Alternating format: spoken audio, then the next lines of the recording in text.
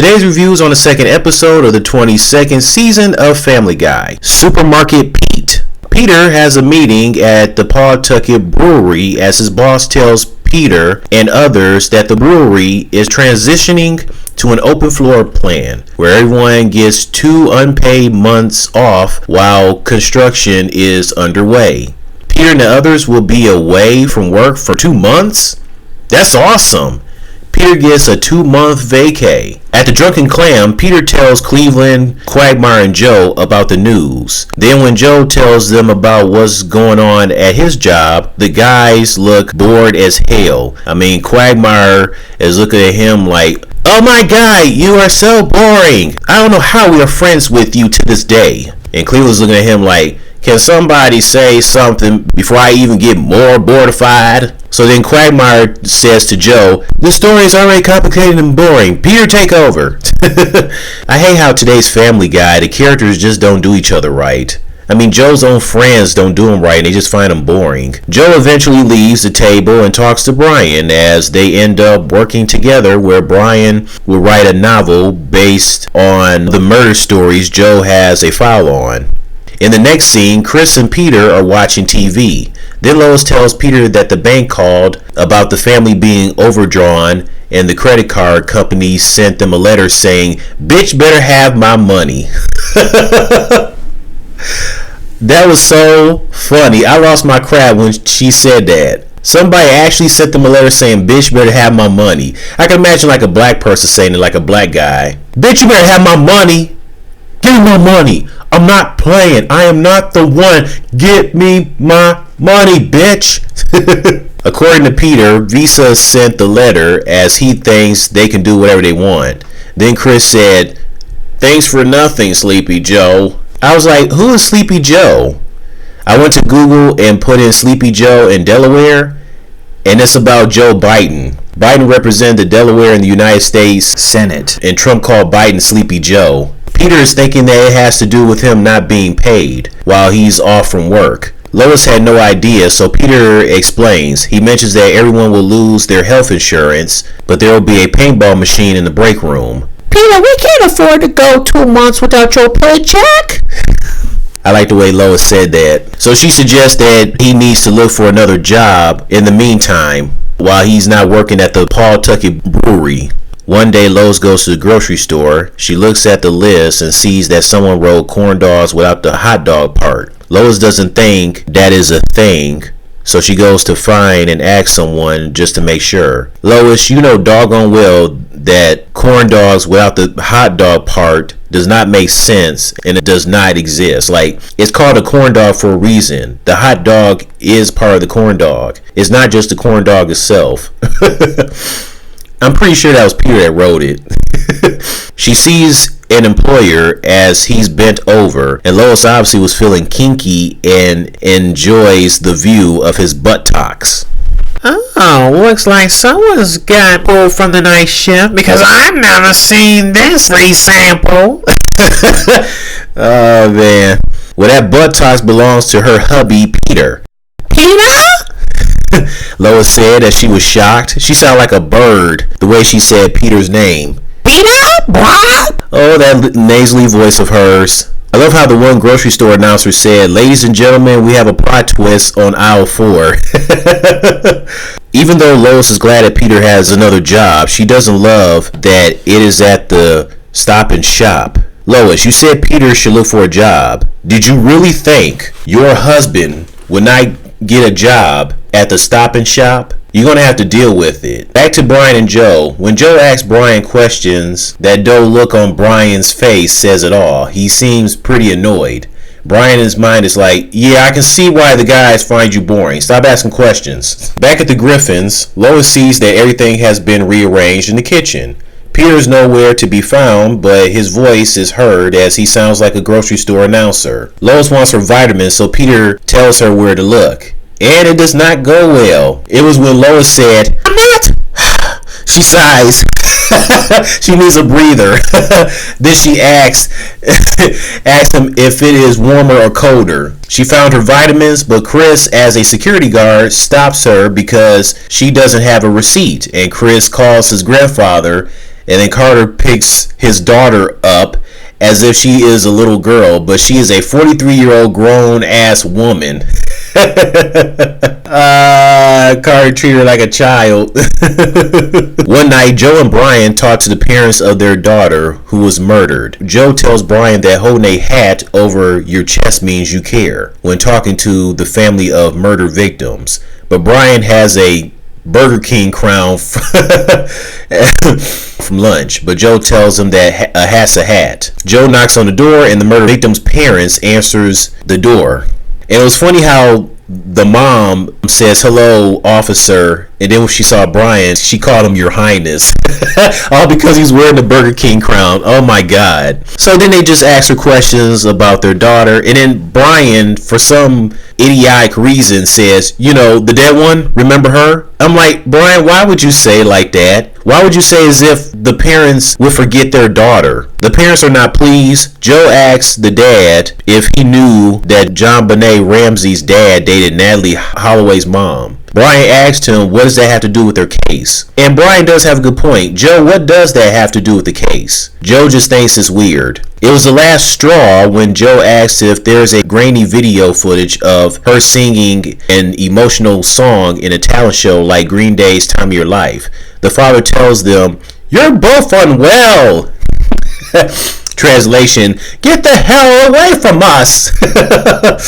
The father then slams the door. Joe says it was a bus. Brian takes a dump in the yard since he was holding in since Burger King. What the heck did you eat, Brian? 2 Whoppers with cheese? Good Lord. Brian had to make a doggy doo-doo in the yard. That's a good beagle. The doggy had to make a little doo-doo.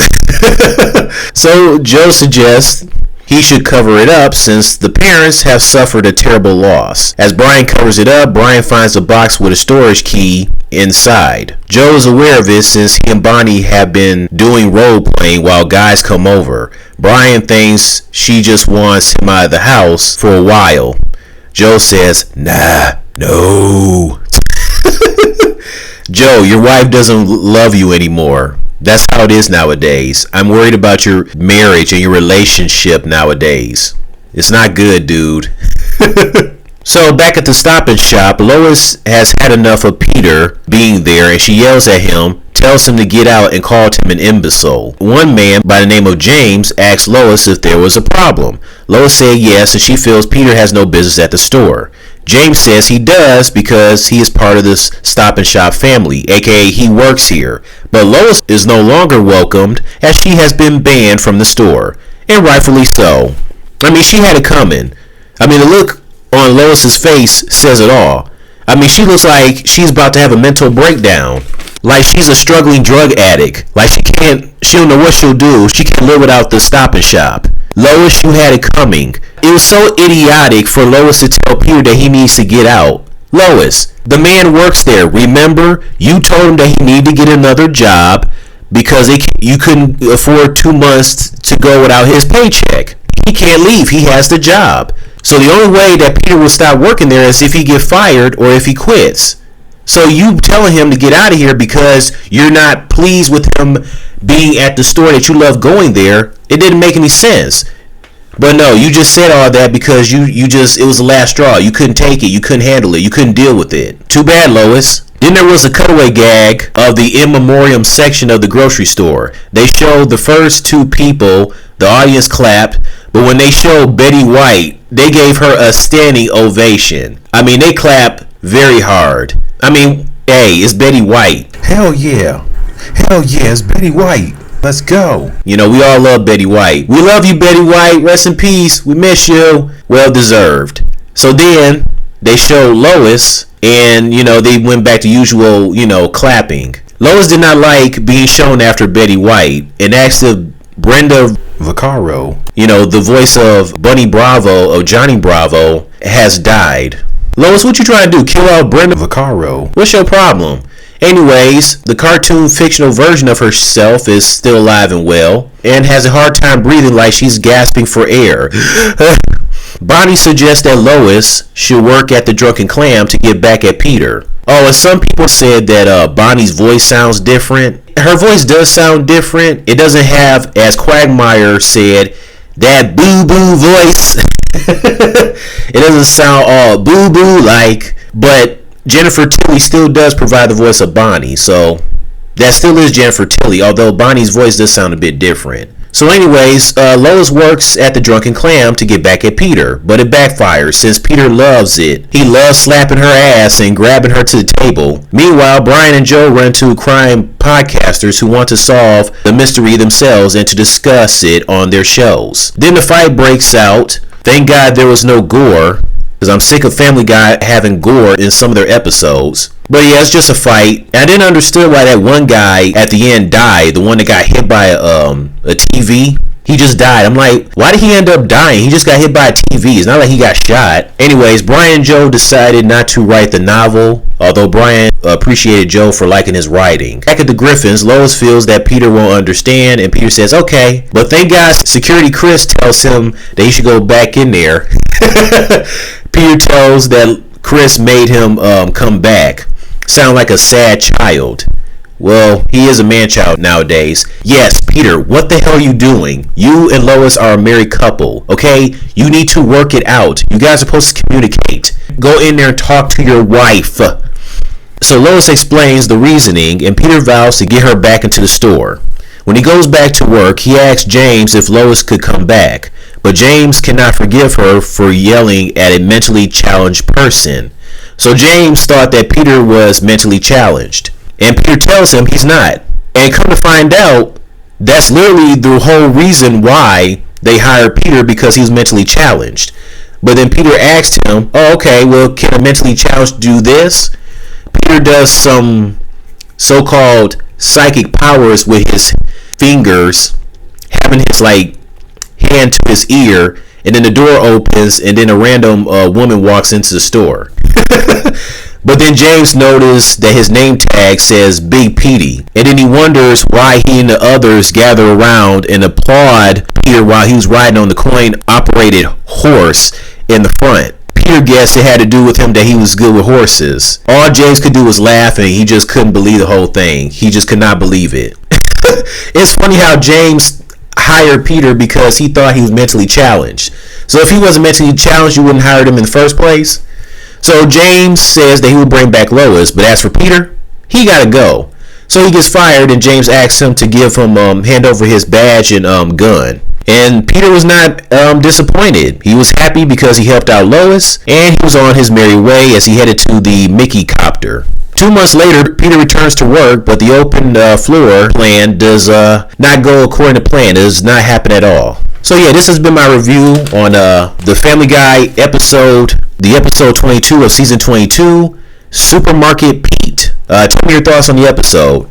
I thought the episode was alright. It has a lot of funny moments, but I just couldn't understand why Lois would be upset about Peter working at a job where she likes to shop at. It was just very idiotic on her part. And also, I was actually surprised that Meg and Stewie were not in this episode.